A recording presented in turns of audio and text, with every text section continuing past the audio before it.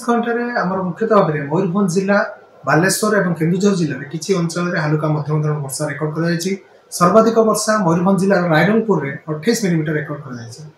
दिन तापमात्रा सर्वोच्च दिन तापमात्रा नयगढ़ में 35.6 डिग्री सेल्सियस रेकर्ड कर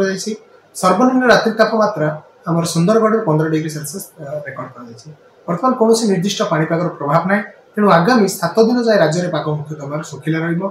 खास करके देखा आमर केतक जो रोचे उपकूल समेत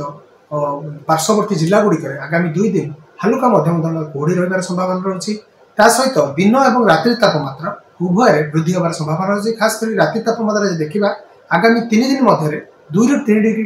जाए रात्रि तापमात्रा धीरे धीरे वृद्धि होवार संभावना रही आज भुवनेश्वर दिन तापमात्रा 33 ରୁ 34 डिग्री मध्य सीमित रहा दिन तमाम आकाश निर्मल रहा मुख्यतः भाव में मेघशून्य रही संभावना।